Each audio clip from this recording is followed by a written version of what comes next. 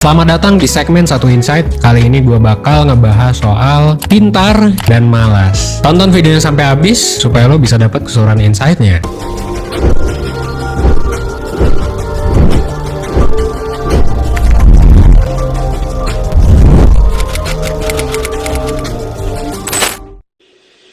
Oke, sebelum gue lebih lanjut, gue mau ngedefinisiin dulu malas itu apa sih? Gue bakal pakai salah satu teori psikologi, yaitu adalah tes Big Five Personality. Di The Big Five Personality ini ada satu aspek, namanya adalah conscientiousness. Nah, orang malas itu adalah orang yang punya conscientiousness rendah. Jadi, orang yang punya tingkat conscientiousness tinggi itu akan cenderung orang yang terorganisir, rapi, bertanggung jawab, berpikir ke depan, terus juga dia adalah orang yang gigih dan berorientasi pada hasil atau tujuan. Nah, jadi semakin tinggi conscientiousness-nya, semakin rajin lu. Dan semakin ini rendah, semakin lu adalah orang yang mageran. Tapi ini bukan baik atau buruk ya, karena plus minus cuy. Kalau misalnya orang terlalu conscientious, mungkin orangnya terlalu kaku, kagak bisa bercanda. Tapi kalau orang yang mager, yang conscientiousness-nya rendah, itu bisa jadi orang yang easy going, chill, dan lain sebagainya gitu. Jadi jangan dianggap ini sebagai spektrum baik atau buruk. Dan by the way, kalau misalnya lu mau tes, psikotesnya ini ada di 1%, tapi ini psikotes yang termasuk berbayar dan memang dipaketkan dengan konsultasi di 1%. Jadi silakan kalau mau ngecek, lo tes dan nanti dikonsultasikan dengan profesional, oke?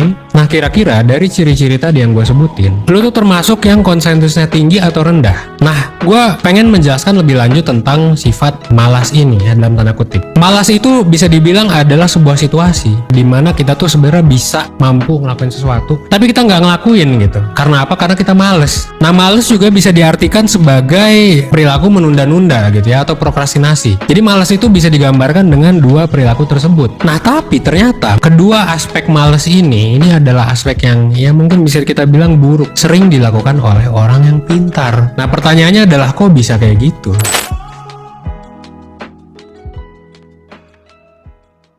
Oke, jadi apakah benar orang pintar itu cenderung malas? Dan apakah malas adalah karakteristik orang pintar? Jawabannya adalah bisa jadi.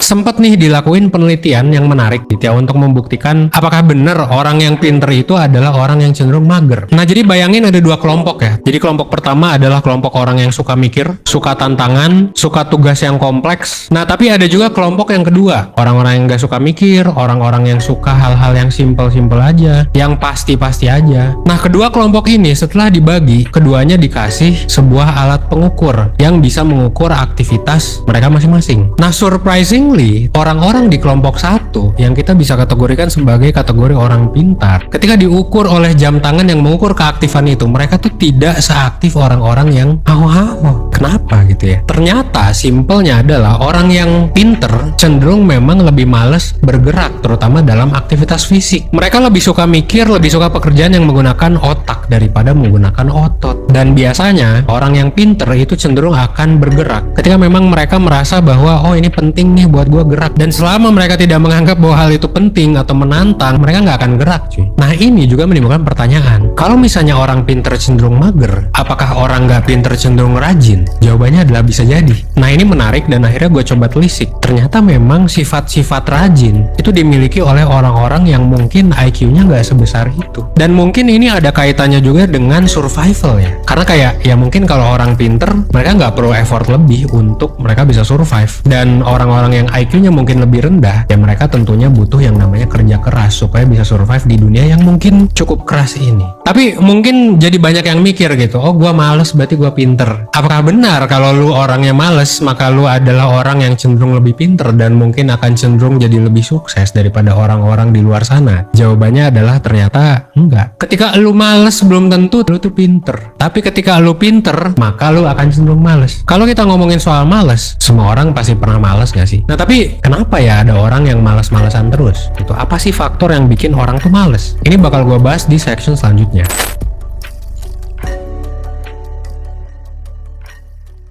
Nah, pertanyaannya, kenapa sih ada orang yang malas terus? Bahkan bisa sampai berbulan-bulan, bahkan bertahun-tahun. Orang-orang seperti ini memang ada. Siapakah orang itu? Nah, ternyata orang itu adalah orang-orang yang punya gejala depresi.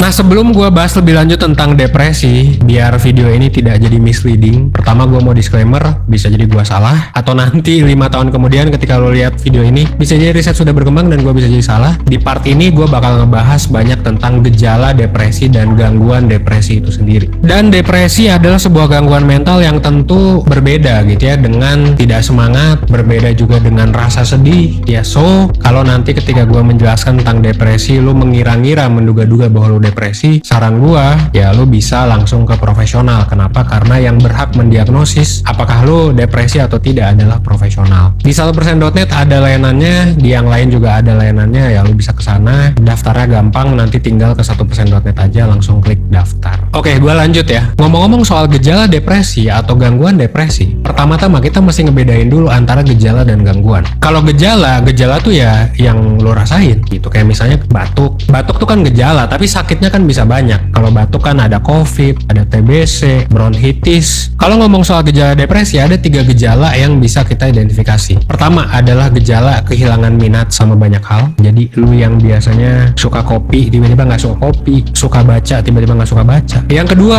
lu ngerasa nggak punya energi buat ngelakuin apa-apa. Gejala yang ketiga, kita kehilangan konsentrasi hampir setiap hari. Dan 3 gejala ini juga biasanya masuk ke dalam asesmen psikotes. Misalnya tes sehat mental deh di 1%.net. Kenapa? Karena ini akan berkorelasi dengan rasa malas lu. Karena orang yang punya gangguan dalam kesehatan mental biasanya memang akan jadi orang yang pemalas. Nah, diagnosisnya tapi lagi-lagi bisa apa aja. Bisa depresi, bisa gangguan-gangguan lain. Nah, buat lu yang merasa malasnya tuh terus-menerus, yang misalnya lebih dari 2 bulan atau bahkan bertahun-tahun gitu ya. Lu ngelihat misalnya nih orang kok malas, atau gua kok kayak gak punya energi. Nah, bisa jadi lu telah masuk ke dalam siklus gejala depresi juga. Jadi kalau dari riset yang gua baca, siklusnya tuh kayak gini. Pertama, kita mengalami gejala depresi yang tadi ya. Dan karena kita mengalami gejala depresi ini, kita jadi ngerasa nggak punya energi, nggak punya motivasi buat ngapa-ngapain. Kita akhirnya mengabaikan banyak tanggung jawab kita, bahkan mengabaikan hal-hal yang esensial kayak misalnya makan. Dan karena kita mengabaikan berbagai macam hal, kita akhirnya merasa bersalah, atau mungkin kita jadi dimarahin sama atasan kita atau sama teman kerja kita. Dan akhirnya kita jadi makin parah. Inilah yang akan lu rasakan si lingkaran setan ini. Jadi bukannya lu males itu menghasilkan sebuah breakthrough gitu ya, seperti Newton misalnya yang lagi overthinking, lagi males-malesan, tiba-tiba ada apel jatuh menghasilkan sebuah teori. Yang kita rasakan malah ternyata adalah gangguan mental kan. Ya meskipun gue tadi bercanda gitu ya, tapi di sini gue tidak bercanda. Ya silakan lah, kalau lu udah menduga-duga bahwa lu ada gejala seperti itu, saran gue konsultasi ke profesional. Ya selesaiin dulu sendiri lah mungkin kalau nggak terlalu parah gitu ya. Tapi kalau udah dalam fase tertentu, udah lebih dari 2 minggu, lebih dari 2 bulan, silakan ke profesional.